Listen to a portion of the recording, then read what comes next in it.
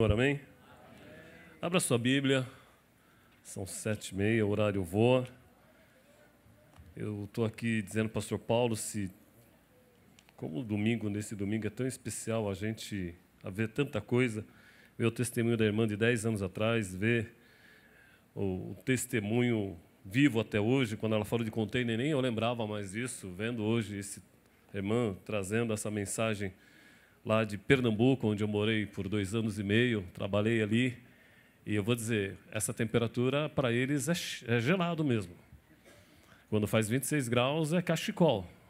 Não, aliás, eles não têm cachecol no Nordeste, né? Isso é coisa estranha. E eu fico muito feliz. No Walmart, a gente decidiu vender pantufa no Nordeste. E eu falei, gente, vocês estão loucos? Mas qual a gente fazia? A gente vendia as pantufas com luzinha. Então, as crianças, naquele calor, elas compravam a pantufa não por causa da pantufa, porque não precisava, né? É porque era quente, mas é por causa das luzes. Então, ligava o quarto bem gelado e usava a pantufa. O negócio é usar a pantufa. Não precisa estar frio. Abra sua Bíblia no livro de Lucas, capítulo 15. Eu ontem ministrei parte dessa mensagem e eu quero continuar esse texto hoje. E o Senhor me incomodou muito, muito, muito sobre isso. E Lucas, capítulo 15, que fala dos perdidos e achados. E ontem, lá no Boa Vista, a gente pôde parte da mensagem desfrutar estava ali o coral, a orquestra experimental. E a gente fala experimental, mas no dia experimental não tem nada, é prático mesmo, abençoado, ungidos, viu? Parabéns para você, irmã Liel e toda a equipe aí, Márcio, todos vocês, parabéns à equipe, as irmãs Tavares. Abra a Bíblia direto, eu quero ler, porque se eu não ler o texto, os amigos que não conhecem, não têm familiaridade, vão ficar um pouco perdidos. Então, por justiça a vocês, eu vou ler um pouco rápido, já que o tempo não espera. Diz assim, capítulo 15 do livro de Lucas: aproximava-se de Jesus todos os publicanos e pecadores para ouvir. E murmuravam os fariseus e escribas, dizendo: este recebe pecadores e come com eles. Verso 3. Então lhe propôs Jesus uma parábola, ou esta parábola: qual dentre vós é o homem que, possuindo 100 ovelhas e perdendo uma delas, não a deixa no deserto as 99 e vai buscar das que se perdeu até encontrá-la? Achando-a, põe-na sobre os ombros, cheio de júbilo. Indo para casa, reúne os amigos e vizinhos, dizendo-lhe: alegrai-vos comigo, porque já achei a minha ovelha perdida. Digo-vos que assim haverá maior júbilo no céu por um pecador que se arrepende do que por 99 justos que não necessitam de arrependimento. Continua Jesus: ou qual é a mulher que, tendo 10 dracmas, se perder uma, não acende a candeia, varre a casa e procura diligentemente até encontrá-la? E tendo achado, reúne as amigas e vizinhas, dizendo: alegrai-vos comigo, porque achei a dracma que eu havia perdido, ou que tinha perdido. Eu vos afirmo que, de igual modo, há júbilo diante dos anjos de Deus por um pecador que se arrepende. Continuou, no verso 11, continuou a parábola. Certo homem tinha 2 filhos. O mais moço disse ao pai: pai, dá-me a parte dos bens que me cabe. E ele repartiu os haveres. Passado não muitos dias, o filho mais novo, ajuntando tudo o que era seu, partiu para uma terra distante e lá dissipou, ou gastou, ou desperdiçou todos os seus bens, vivendo dissolutamente, ou vivendo de uma forma inapropriada. Depois de ter consumido tudo, repita comigo: consumido tudo, sobreveio àquele país uma grande fome. Repita comigo: grande fome. E começou a passar necessidade. Então, ele se agregou a um dos cidadãos daquela terra, e este o mandou para os seus campos, a guardar porcos. Ali desejava ele fartar-se das alfarrobas ou dos alimentos que os porcos comiam, mas ninguém lhe dava nada. Então, caindo-se em si, disse: quantos trabalhadores de meu pai têm pão com fartura, e eu aqui morro de fome? Levantar-me-ei, diga comigo: levantar-me-ei. Diga: ficarei de pé. E irei ter com meu pai, e lhe direi: pai, pequei contra os céus e diante de ti. Já não sou digno de ser chamado teu filho, trata-me como um dos seus trabalhadores. Eu paro por aqui porque o texto vai longe, a gente sabe o que acontece. Esse texto fala de perdidos e achados. Jesus está falando com os publicanos, ou está ensinando com seus discípulos, falando a palavra. Os publicanos se juntam, que são os coletores de impostos, ou coletores de impostos, quase que não sai, e os pecadores. Os coletores de impostos, que são os publicanos, é a pior raça que tem naquela época, porque eles cobravam juros, ou cobravam os impostos e levavam os impostos para Roma. Então, tinha os coletores de impostos distritais, os da República, e tinham como se fosse o nacional, e eles levavam ali. E quando, ao coletar as taxas e impostos, alguns deles eram infiéis. Por isso que Zaqueu fala, se eu roubei alguma coisa, eu devolvo quadruplicado, porque era costume de alguns embolsar parte, corrupção. Naquela época já existia, de pegar parte do imposto do povo e colocar para si só. Pula essa parte, porque isso dá uma outra pregação. E esses publicanos que não eram amados pelo rei, eles não eram amados por Roma, porque Roma sabia que alguns deles não eram muito confiáveis. Roma sabia que alguns deles eram mal necessário, porque eles não eram tão fiéis, eles juntavam tesouros para si. Tinha um problema muito sério com fidelidade dos coletores e colhedores de impostos, os publicanos. E tinha também os pecadores, aqueles que não tinham valor nenhum, eles não eram santos, eles eram alguns gentios, eram as pessoas que não viviam dentro do modelo religioso que vivia em Jerusalém. Ouvindo isso, a Bíblia diz que os fariseus, que eram os que cuidavam da lei, observavam a lei de Moisés, para que eles eram chamados os separados, aqueles que eram estritos observadores da lei, queriam fazer com que as pessoas seguissem. Eles não eram levitas, eles não necessariamente não eram sacerdotes, mas eles eram aqueles que, por questão de religião, fariseu não era um modo pejorativo, hoje ficou. Fariseu era o observador extremo, severo da lei. E por conta disso, eles tinham hábitos peculiares deles, eles se achavam santos, eles se achavam separados, eles se achavam melhores. Junto com eles tinham os escribas. Os escribas quem eram? Os doutores da lei, aqueles que eles acompanhavam, estudavam a lei. Os dois grupos, que eram pseudamente chamados de preparados, criticavam o comportamento de Jesus. Eles murmuravam entre si o fato de Jesus estar do lado de gente sem estirpe, gente sem qualidade, gente sem preparo, gente sem valor. E Jesus é muito esperto. Jesus fala, eu vou contar para vocês que estão aqui uma parábola. E ele conta 3 parábolas. Ele conta uma parábola de um pastor. E ele conta, olha, se você tem um homem que tem 100 ovelhas. E ovelha todo mundo entendia. Se Jesus estivesse falando hoje, ele ia falar de carro, de iPad, de celular, né? Quem não tem um celular, né? É mais fácil a gente não ter conta no banco, não ter sapato, mas celular a gente tem. Porque celular nasce com a gente. Então, Andrezinho, prepara aí, porque a Sofia vai precisar de um celular. Né? Então, ela vai querer ter o WhatsApp, né? Papai, estou com fome. Brincadeiras à parte, era uma necessidade falar de ovelha, porque eles entendiam disso.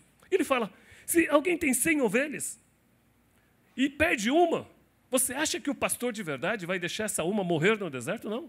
Ele vai cuidar, presta atenção no que ele diz, ele vai cuidar das 99, ele deixa ela ali, ele guarda as 99 e vai em busca das outras. Ele não deixa as 99 ali no deserto, guardadinhas, sim, mas ele vai atrás da outra que se perdeu. Ou seja, estamos falando de 100 ovelhas, que perde uma, ou seja, 1%. Aí ele dá um outro exemplo, e Lucas gosta dessa questão quantificadora, ele dá um outro exemplo. Uma mulher que tem uma moeda perdida, ou tem 10 dracmas, 10 moedas, se ela perder uma, ela não vai atrás, varre a casa, levanta as coisas de casa, busca até achar uma moeda, porque essa uma moeda representava 10% do que ela tinha. E depois dá uma terceira explicação de um pai que tem 2 filhos, e um deles decide ir embora, metade do que ele tinha. Eu faço uma primeira análise quando Jesus fala o seguinte, não importa o quanto por cento você faz parte, não importa o quanto por cento você perde, se você está perdendo 1%, se você vai perder 10% ou 50%, eu sou Deus que traz de volta.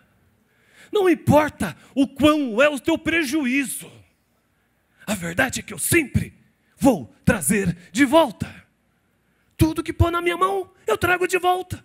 Tudo que entregar para mim, eu trago de volta. Ele diz, era um pastor, 100 ovelhas perdeu uma, mas aquela uma era importante. O Senhor está dizendo, não importa o tamanho do teu prejuízo. Aqui tem gente que perdeu 1%, perdeu 10%, tem gente que está perdendo 50%, tem gente que está perdendo tudo.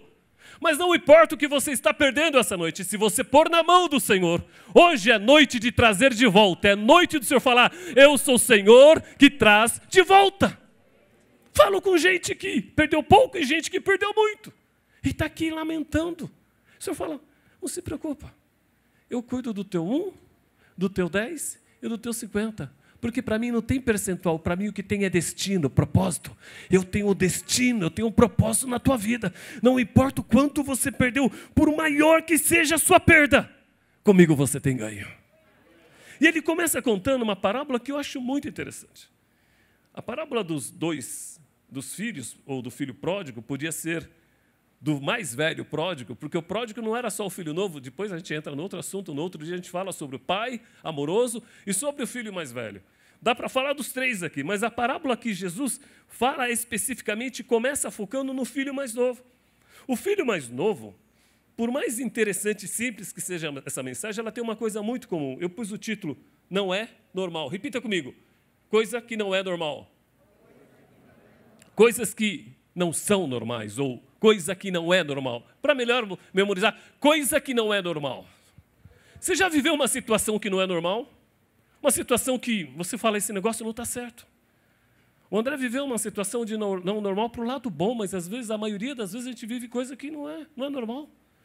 E a primeira coisa que não é normal nesse texto é que o filho mais velho diz a parábola, pai, me dá parte dos bens. Você só se pede parte dos bens ou herança quando o pai morre.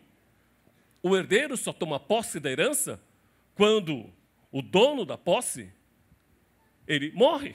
Por exemplo, seguro de vida, eu tenho seguro. A Rose só vai ficar dona do meu seguro se eu morrer. Não adianta, porque eu não vou morrer antes do tempo. E não adianta ela querer, porque ela não vai pôr mão no seguro. Então, o seguro de vida é pago quando o segurado morre. E aí, o beneficiário tem direito, mas o primeiro tem que morrer para o segundo ter o direito. Quando ele pede aqui, pai, me dá fazenda, ele está dizendo, pai, você devia estar morto. Porque eu não tenho mais nada contigo. Eu quero o que você deixou para mim. E também pela lei, o certo do filho mais novo é dar 1/3 da herança, porque 2/3 fica para o filho mais velho. Aqui a parábola, é um conto, é uma forma de Jesus explicar, entrar no coração do publicano, que é preocupado demais com o imposto. Aliás, é preocupado demais do fariseu, que é preocupado demais com a lei, e do escriba, que é preocupado demais com os costumes. Ele está querendo entrar na cabeça desse povo e falar, olha, de lei vocês entendem. Ele pediu fora da lei. E a Bíblia diz que o que mais me chama a atenção, que esse moço pede, olha o verso, e é interessante o verso 12, o mais moço disse, me dá parte do que me cabe. Era direito? Era devido? Não. Nem tudo que a gente tem direito é devido. Há coisas que podemos ter, mas não devemos ter. Há coisas que podemos fazer, mas não é bom fazer. Tudo me é lícito, mas nem tudo me convém. Eu posso algumas coisas, mas algumas coisas não me cabem bem. E isso é discernimento espiritual. Eu posso fazer qualquer coisa, mas não cabe bem. A gente tem que saber o momento. E ele não sabia o momento, porque o que ele queria era mudar de vida. E ele pede para o pai parte daquilo que ele não precisava ter. A Bíblia diz no verso 13, isso me chamou a atenção, que passado não muitos dias, o filho mais moço, ajuntando tudo que era seu, ou seja, ele pegou toda a herança do pai convertida em dinheiro, pena que o pai teve que vender alguma coisa, e depois que ele recebeu, ele vai para uma terra distante, longe. Ele pediu a herança antes do tempo, o que não é normal. A Bíblia diz que ele vai embora, ele gasta tudo. A expressão que tem aqui na minha Bíblia, ela fala consumir, em algumas versões fala que ele dissipou. Ele acabou, ele eliminou, ele torrou tudo. A vontade dele sair daquele ambiente, de sair daquela família, não tinha sentido. Ele era filho de fazendeiro. Ele tinha direito a qualquer coisa lá. Era questão de tempo. Às vezes, por falta de tempo, a gente se precipita. Gente que toma decisões, ainda que com direito de tomar, antes do tempo. Satisfações tiradas com pessoas sem necessidade. Eu posso tirar satisfação, mas não deve. Espera. Gente que pavio curto, que perde o controle emocional e explode, estoura. E quando vê, fez a besteira, estava certo, mas o jeito que você fez tirou a tua razão. Porque você foi fora do tempo. Tem tempo para as coisas, tem momento para as coisas, tem hora que a gente tem que engolir sapo, tem hora que a gente tem que abaixar a cabeça, tem hora que a gente tem que dizer, tá ok, eu aceito mesmo estando certo, porque é melhor ter paz do que ter razão. Gente que quer ter razão com tudo. Nós não fomos chamados para ter razão, nós somos chamados para ter comunhão com Deus ou com os outros. Eu aceito ficar errado, eu aceito ser tratado como errado, desde que eu tenha paz com Deus, desde que eu consiga viver em paz. Eu não quero ser o dono da verdade, eu quero viver em paz. Diga, eu quero paz. Às vezes paz custa ceder, custa voltar, custa pensar de novo. E esse moço queria ter razão. E o pai falou, eu quero ter paz, você quer ter razão. Então leva a fazenda, vai embora. Eu não quero que você vá. Às vezes o Senhor não quer que a gente faça o que a gente está fazendo, mas Ele diz, eu não posso impedir você. Te deu livre-arbítrio. A decisão de ir embora foi sua. Olha que interessante. A primeira parábola foi a ovelha que se perdeu. Mas o pastor não queria perder a ovelha. A segunda parábola, a moeda que se perdeu, mas a senhora não queria perder a moeda. Na terceira parábola, é o filho que quer ser perdido. É o filho que quer ir embora. É o filho que decide. Eu não quero esse relacionamento, eu não quero essa vida, eu não quero essa família. Eu estou achando que eu posso estar melhor em outro lugar. E eu não quero nem saber o que Deus acha disso. Eu vou embora assim mesmo. E o Senhor diz, vai. Eu deixo você ir até a hora que eu decidir que você tem que voltar. E o Senhor permite que ele vá. E o verso 14 é muito interessante que fala, tendo consumido tudo, olha a consequência, ele vai embora, faz um plano de ir. Ele consome tudo, viveu, gastou. Né? Quando a gente está numa boa, a gente não vive crise. Eu vou falar com gente que teve muito dinheiro na conta, ele sabe o que eu estou dizendo. As pessoas vão para o restaurante mais caro. Vai no Rascal aqui e gasta R$400. Vai no Pobre Juan, aliás, irmão, se você for no Pobre Juan, de pobre não tem nada, quem fica pobre é você, viu? Você vai deixar uns quinhentinhos ali. É bom, o pastor está falando, é bom. Então, assim, pobre, quem vai ficar é teu bolso, mas o lugar é bom. Então, é melhor você juntar um dinheirinho, convida a gente vai na bênção, a gente vai abençoar a tua janta, viu? A gente abençoa a tua, da tua esposa, e o que vier a gente come. A verdade é que, quando a gente está na fartura, a gente não percebe o que acontece em volta. A gente não percebe os outros. Quando a gente está muito bem, a gente olha só para a gente. A gente tem a tendência humana de olhar, o egocentrismo de olhar, alguns conseguem ver os outros, mas no caso bíblico, esse moço consumiu tudo para ele. Ele levou a herança dele, gastou tudo, e depois que ele consumiu tudo, é uma parábola, é um exemplo, diz, sobreveio àquele país uma grande fome. Não é normal a fome que veio. Não era uma fome comum. Jesus fala, é uma grande, diga, é uma grande fome. É algo enorme, é algo que acabou com todo mundo, acabou com a economia do país, não era uma fomezinha. Jesus começa a cercar. É como Deus quando quis mandar Jacó para o Egito, o que ele faz? Manda fome. Às vezes, as coisas da natureza, ou quando quis trazer Jonas de volta, manda tempestade. A fome veio para esse moço, não como castigo de Deus, mas é como mensagem do Senhor, estou à tua procura. Estou mandando a fome porque eu preciso de você. Você não ouve teu pai, você não ouve tua mãe, mas a fome você vai ouvir. Vou mandar fome, não é porque eu quero te castigar, não. É porque eu quero trazer você de volta.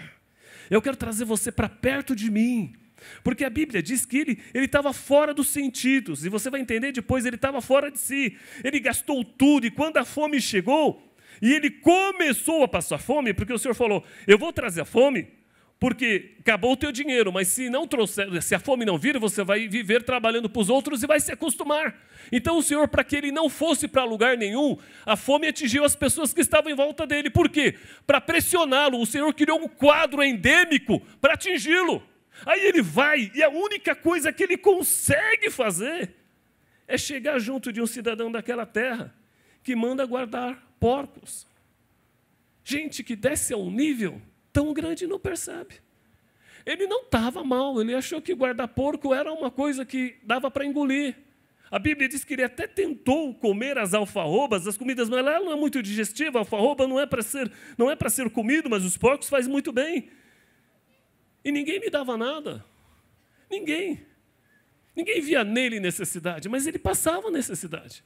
E a Bíblia diz que era assim. Não era normal. O tema dessa mensagem está no verso 17. Muitos pregadores gostam de pregar na volta dele. Quando o pai fica feliz, dá um anel, põe sandália nos pés, troca a roupa. É bonito isso. Mas isso é resultado de uma ação. A vida daquele moço começa a mudar. Quando ele diz, o verso 15, o verso 16, aliás, o 17. Então, caindo-se em si, dando conta da besteira que fez, percebendo a decisão errada que tomou. Quando a gente cai em si, a gente para. Quando a gente cai em si, alguns percebem a família que perdeu, alguns percebem o emprego que jogou fora. Eu falei outro dia com uma moça que ela roubou da moça um perfume na empresa. Como é que pode? Ela falou, eu fiz uma besteira. Eu falei, por que você pegou aquele perfume que eu gostei? Mas que doideira, eu me arrependi. Mas o arrependimento dela era tarde, a empresa mandou ela embora por justa causa. Está desempregada até hoje. Será que eu consigo indicar essa moça para alguém? Eu mesmo não tenho confiança. Porque ela quebrou o elo de confiabilidade. Por um desejo exacerbado, por uma loucura, porque estava fora de si. Quando a gente está fora de si, a gente fala sem pensar, a gente age sem pensar, a gente toma decisão sem pensar, a gente peita coisa que não é, a gente briga com quem não tem que brigar, a gente ofende filho, ofende esposa, ofende pai, ofende as pessoas, e depois fala, eu estava fora de si. Mas o seu fora de si, para você foi uma fase, para o outro foi um tormento. Quem recebeu o teu impulso, a tua decisão é quem sofre. Você não lembra mais. Mas a fora de si desse moço não só trouxe fome para ele, mas para os que estão em volta, porque aquela fome era para trazê-lo de volta. Deixa eu fazer um ponto e vírgula aqui. Coisas que acontecem com você vão afetar as pessoas que estão com você por causa da sua decisão de sair da direção de Deus. Toda vez que eu saio da direção de Deus, eu trago tempestade, eu trago fome, eu trago luta para a minha vida e com quem anda comigo. As pessoas são atingidas não por maldade de Deus, não por vingança de Deus, mas por reflexo. Porque Deus não vai te isolar, mandar sol só para você, fome só para você. As pessoas são envolvidas. Ele está lá. Ele está lá caindo em si. E ele faz uma análise e diz, quanta gente na casa do meu pai tem fartura. Quanta gente não crente está melhor do que eu. Quanta gente não servo de Deus está passando uma vida melhor. Falo com gente hoje que decidiu sair da direção de Deus, mesmo estando na igreja. Falo seriamente com gente que fez até plano de abandonar família, projeto. Gente que está perdida, mas está aqui dentro. Gente que está perdido, mas está aqui, no nosso meio. Veio hoje. Veio hoje e diz, eu estou perdido. Não sei o que eu vou fazer. Eu estava fazendo caminhada hoje eu estava tão incomodado com essa mensagem, eu fui fazer caminhada ouvindo, com no fone no ouvido, meditando na mensagem, e o Senhor incomodava no meu coração, porque o moço fala assim, eu voltei aos meus sentidos, eu acordei. Não é normal? Não é normal eu aqui? Eu anotei algumas coisas, não é normal essa fome. Ou quando esse moço veio aos seus sentidos, falou, então veio aos seus sentidos, ou seja, então ele se despertou, ele viu que aquela situação não era normal. Não era normal aquela fome. Não era normal ele ficar no meio de porcos com aquele cheiro, com aquela comida sem gosto. Não era normal aquela pobreza. Ele tinha coisa melhor, mas não era normal. Gente que vive uma situação que não era para estar vivendo. Gente que passa uma vida que não era para estar vivendo. Essa noite o Senhor está dizendo, isso que acontece com você não é normal, não é meu desejo, eu quero mudar essa situação. Não é normal. Não é normal eu sair da casa do pai, abandonar a família. Não é normal eu falo, meu Deus, não é normal. Esse cheiro de porcos. Como é que um filho de fazendeiro está no meio de suínos? Se os seus companheiros são suínos, não é normal isso, porque você é chamado para ser filho de Deus. Se as suas companhias não valem nada, cheiram mal, acabam com a tua integridade, o Senhor está dizendo, isso não é normal. Eu lembro de Ana que toda vez que ia até o templo e orar, a sua perseguidora Penina ficava irritando e ela ficava triste porque ela não tinha filhos e ela não podia ter filhos. e subir para adorar, para Ana, era um sufoco. Até um dia que ela foi orar e o sacerdote ali vendo ela quase que murmurando, falando, e ela dizia: Senhor, não é normal. Ana não se vestia, Ana não se arrumava. Estou falando de coisas que não é normal. Ana tinha um marido que amava muito. Diz a Bíblia que ele era cheio de bens, ele amava ela mais do que 10 filhos. Mas ela não conseguia ver. Estou falando com mulheres que estão vivendo uma luta em casa. O Senhor está dizendo: não é normal essa tua angústia. Você está sofrendo por coisa que já foi. Gente que perdeu parente e ainda chora. Depois de 5 anos, ainda não consegue ter graça. Gente que perdeu o emprego e não consegue mais trabalhar. Gente que está deprimido porque caiu num vale de depressão. O Senhor está dizendo: não é normal esse teu sentimento. Não é normal chorar, é normal ter tristeza, mas não é normal se afundar. Não é normal.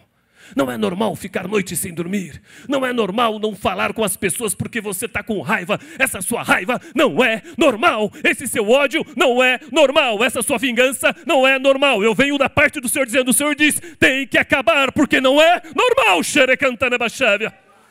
Isso está te destruindo, isso acaba com você, isso acaba com seus relacionamentos, isso acaba com as pessoas que você convive, você está se destruindo, isso não é normal, Xerenda Machévia. Me ajuda, André, não é normal. Quando Ana fala com o sacerdote, ele fala: fica em paz. A Bíblia diz que ela fala com Deus, oferece o filho, que ela ainda não tinha. E depois ela quer ficar tanto tempo sem comer, pastor Amadeu, tanto tempo. Sem comer, sem se arrumar. Aí depois que ela se entrega para o Senhor, a Bíblia diz que ela vai para casa. E ela come. E ela deita com o marido. E ela tem vida. Não é normal essa tua situação. Deus está olhando para você e está dizendo: você está numa situação que eu não quero que você fique. Você está se puniciando, você teve problema quando era pequena, você sofreu assédio, você foi maltratada, foi maltratado. Não é normal, isso dura um tempo, mas não é normal. Você virou um adulto com problema, você está virando um pai com problema, um avô com problema. Não é normal, isso não pode passar para o seu filho, isso não pode passar para o seu neto. É hora de acabar com isso, é hora de acabar com esse sentimento. Isso não é normal. O Espírito restaurador está aqui essa noite dizendo: eu posso mudar essa história hoje. Coisas que não são normais. A Bíblia fala também da mulher do fluxo de sangue. Em Marcos capítulo 5, não precisa ler porque não vai dar tempo. E ela disse: 12 anos sofrendo na mão dos médicos.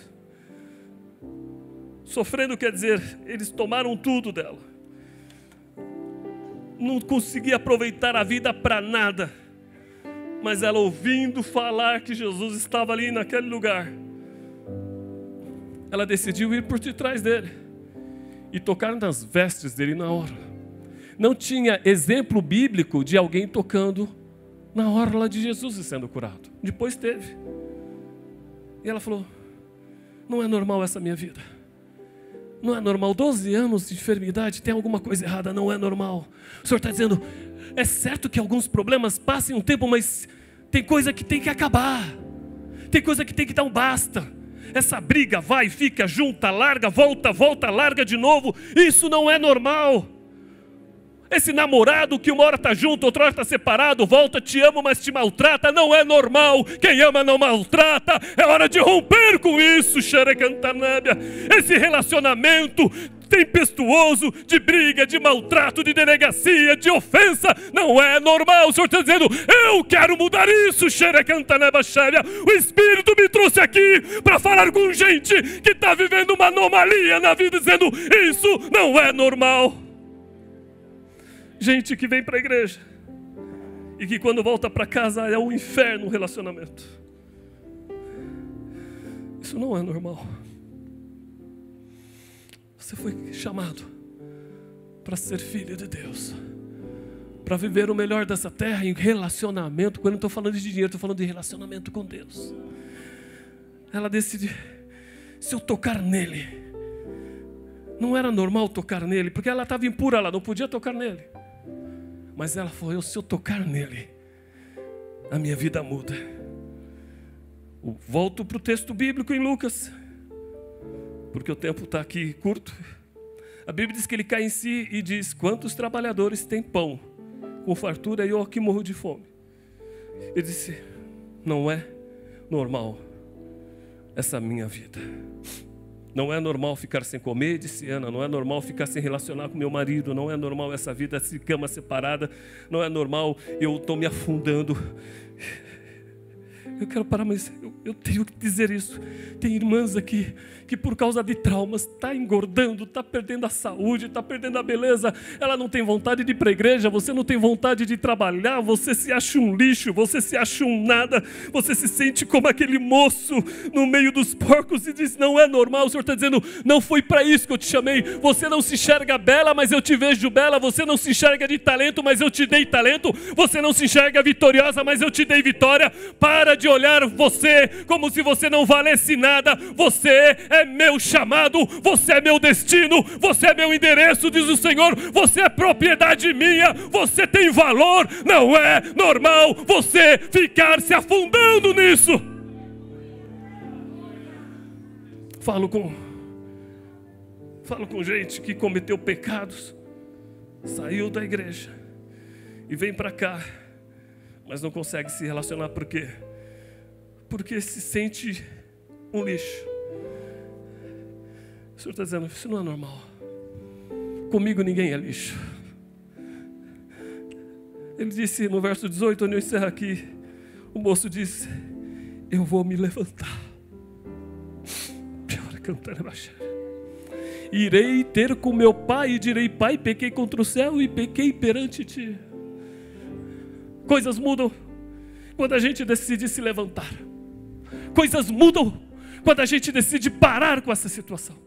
Coisas mudam quando a gente fala: chega, chega, chega de viver como os porcos, chega de viver nesse clima de guerra, chega de viver nesse clima de pedir para os outros, pedir, chega de viver de miséria, chega de viver de reclamação, chega, eu vou me levantar, eu vou para a casa do Pai, eu vou adorar a Ele, eu vou louvar a Ele, eu vou confessar o meu pecado, eu vou me arrepender, eu vou começar o meu caminho de novo. Eu sei que Ele vai me tratar como servo, não vai me tratar como filho, eu vou ficar pequeno, eu vou ficar menor, mas eu vou me levantar dessa situação. Diga: eu vou me levantar.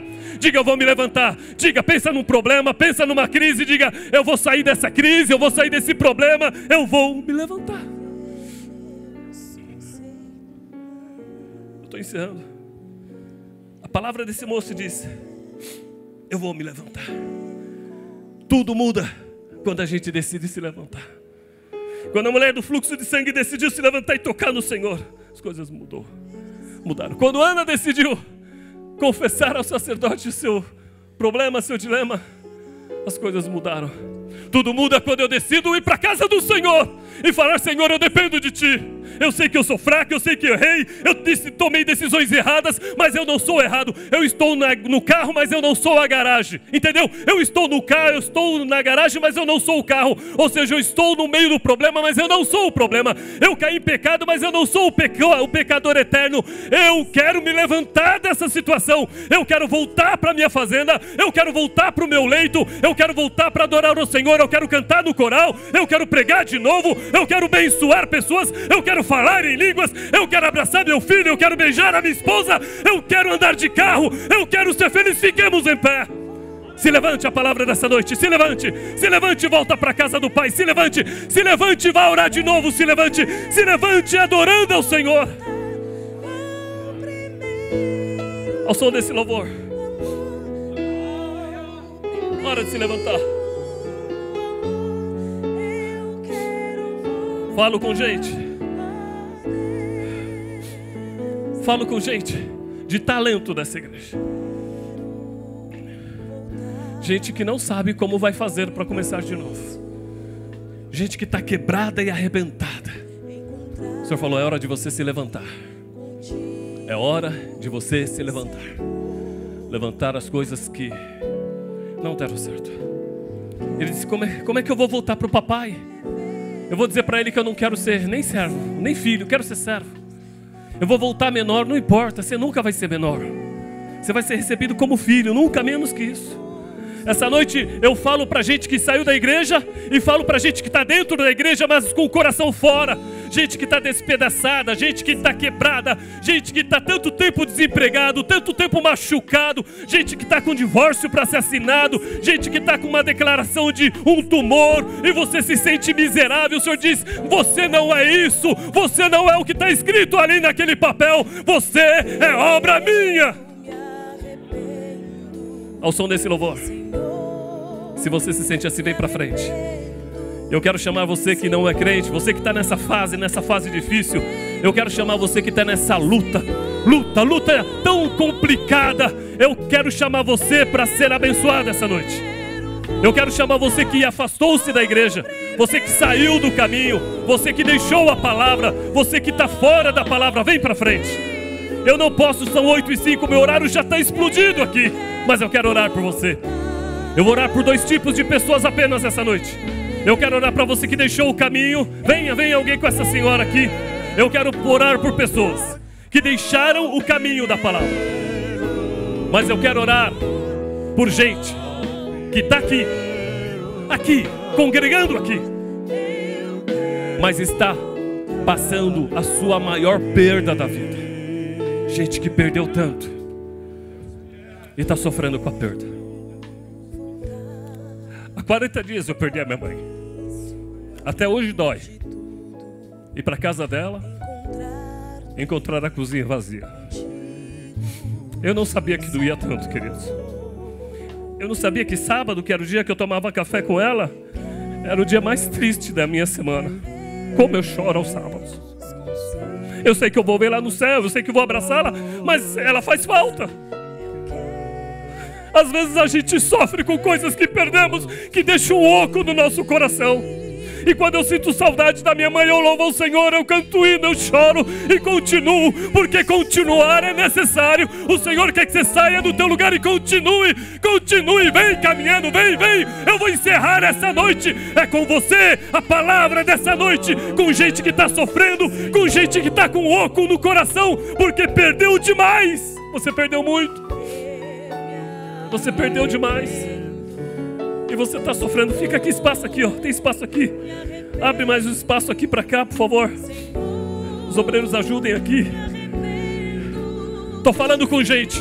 Eu sei que eu já passei do meu horário, mas o Senhor quer que eu fale com gente que está perdendo muito. Está perdendo relacionamento, está perdendo confiança, está perdendo alegria. Essa é a noite de se levantar. Diga: eu vou me levantar. Levante a sua mão e diga: eu vou me levantar dessa situação. Eu vou me levantar dessa crise. Eu vou me levantar desse problema. Eu vou me levantar dessa falta. Eu vou me levantar, eu vou me levantar. Eu vou me levantar. Vou me levantar dessa falência. Eu vou me levantar dessa perda. Eu vou me levantar dessa crise. É noite de se levantar. É noite de se levantar. Xerecantalé.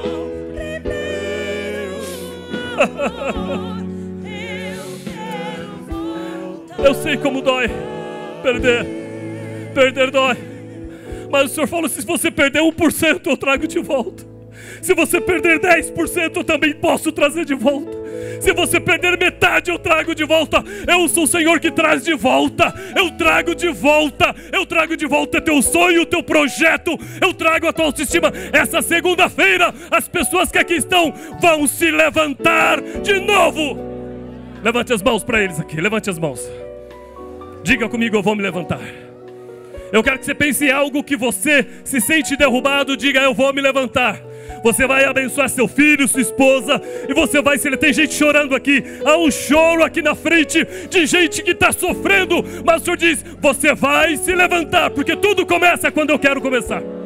Tudo começa quando eu digo: eu vou.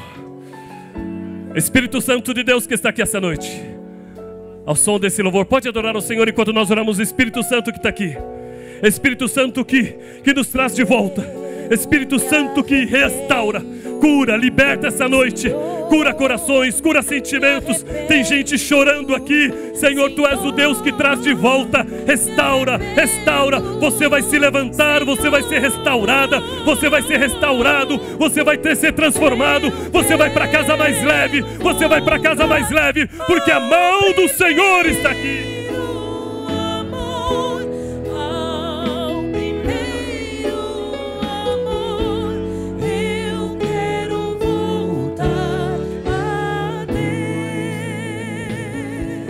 quero voltar. Eu quero voltar. Aleluia, aleluia. Ao primeiro Aleluia, aleluia, aleluia, aleluia.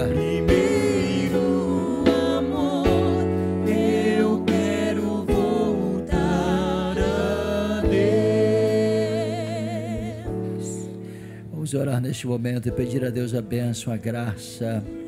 Após uma palavra tão maravilhosa como esta, Deus está restaurando vidas. Aceitando Jesus, Deus te abençoe. Elizabeth, Deus te abençoe, Elizabeth. Deus te abençoe. Deus tem bênçãos maiores para a tua vida. Aleluia, louvado seja o nome do Senhor. Não sei se tem alguém, um pastor me comunicou hoje à tarde, quando eu estava saindo do Belém, tinha alguém de Goiás que viria aqui. Tem alguém que está aqui, que veio de Goiás, que veio ao culto hoje? Eu acho que não conseguiu chegar aqui. Eu queria apresentar. Muito bem, vamos orar por essas vidas aqui presentes. Deus, Ele está operando sinais, prodígios e maravilhas. Eu creio, eu creio, eu creio. Não importa o quanto você perdeu, Deus está restaurando nesta noite, em nome de Jesus. Restaurando. Nosso Deus e Pai, como é bom estar na Tua presença, Senhor. Eu quero agora apresentar vidas que perderam 1%. Ó Senhor, que perderam 10%, 50%. Ó Senhor, eu sei que para Ti não há uma dimensão que o Teu amor não possa alcançar, porque o Teu amor, Senhor, ninguém pode medir a sua largura, a sua profundidade, a sua altura. O Teu amor é tão grande que enche os céus, enche a terra, enche o mar. O Teu amor enche os nossos corações nessa noite. Coração de vida, Senhor, que chegaram aqui abaladas, que chegaram aqui, Senhor, sendo assopradas pelo vento da tempestade, mas Tu és aquele, Senhor, que está mudando as situações. Ó Senhor, eu sei que isso não é normal, mas agora Tu estás voltando à normalidade. Tu estás retornando, Senhor, à normalidade na vida dessas pessoas que estão tomando atitude. Aquelas pessoas estão participando do culto via internet, Senhor. Talvez dentro do seu departamento de trabalho, onde quer que esteja. Ó Espírito Santo de Deus, alcance essas vidas, restaurando para a glória do Teu nome. Restaura vidas, restaura, cura, liberta, perdoa, Senhor. Venha, Senhor, trazer a Tua bênção, a Tua graça da restauração. Eu te apresento a minha gratidão, no nome de Jesus. Amém, amém. Deus abençoe vocês. Elizabeth, Deus te abençoe. E se deu a literatura para ela. Em pé como estamos, vamos apresentar a Sofia, não é? A Sofia faz parte do nosso culto, apresentarmos crianças também. E nós não batizamos crianças, mas nós apresentamos no templo, assim como Jesus foi apresentado. E Jesus foi apresentado no templo. Vamos apresentar também a Sofia, filha do André, da Amanda. Aleluia, louvado seja Deus, aleluia. A sua mãe não está aí, André, mas a mãe da Amanda está aí, né? Vem aqui por gentileza, para nós apresentarmos aqui como parte desta família. Aleluia, louvado seja Deus, aleluia.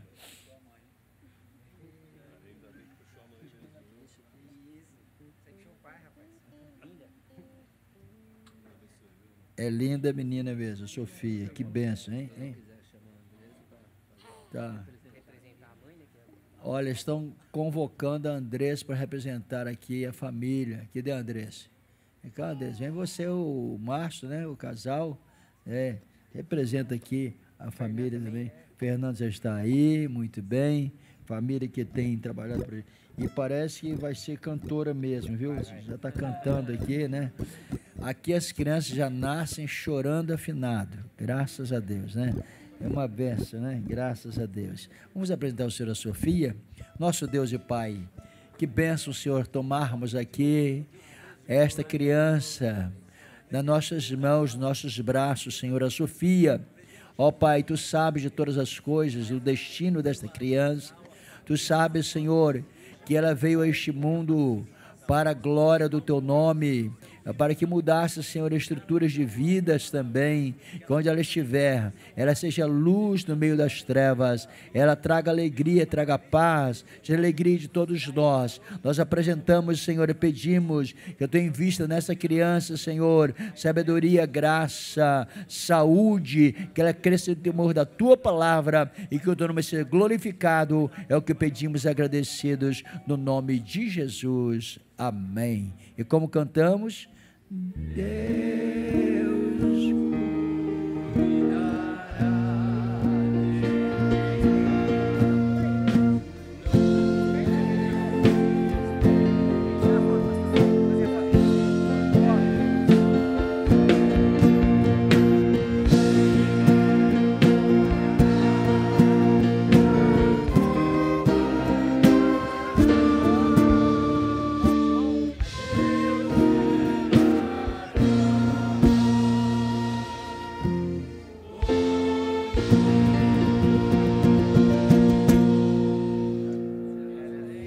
graças a Deus. Ela é bem ariscazinha, viu? Esperta, né? E puxou o pai mesmo, né? O Andrezinho é rápido, que maravilha, que bênção. Eu agradeço a Deus pela vida de cada irmão, cada irmã que esteve aqui nesta noite. Mais um culto. Que tenhamos uma semana maravilhosa. Já começou bem. Sérgio, estou feliz de você estar aqui. Deus te abençoe. Você faz parte da nossa família, da família de Deus. Graças a Deus, Deus te abençoe. E a todos os irmãos e amigos que estiveram conosco, estou recebendo aqui informação via internet aí, que o pessoal da Bolívia tem nos participado do culto conosco via internet, na Argentina também, na Itália, na Inglaterra e nos Estados Unidos. São vários países, fora outros estados aqui do Brasil, que têm sido alcançados com a mensagem. Como eu tenho recebido testemunhos, irmãos, de pessoas sendo abençoadas. Enquanto eu estava aqui no culto, eu sei que pessoas talvez estão lá com o celular, trabalham em empresas. Tinha um irmão aqui que estava trabalhando, ele trabalha numa empresa e ele estava com o seu celularzinho ligado lá no culto, né? Ele estava ouvindo o seu testemunho, irmãs Bela. Agora ele falou assim, eu fui abençoado com esse testemunho, que bênção, que maravilha, não é? Então, o nome do Senhor, Ele é enaltecido e nós glorificamos Deus que vidas têm sido tocadas, onde quer que você esteja. Não perca de sintonizar de sempre esse culto e que a glória do Senhor continue no nosso coração, na nossa vida.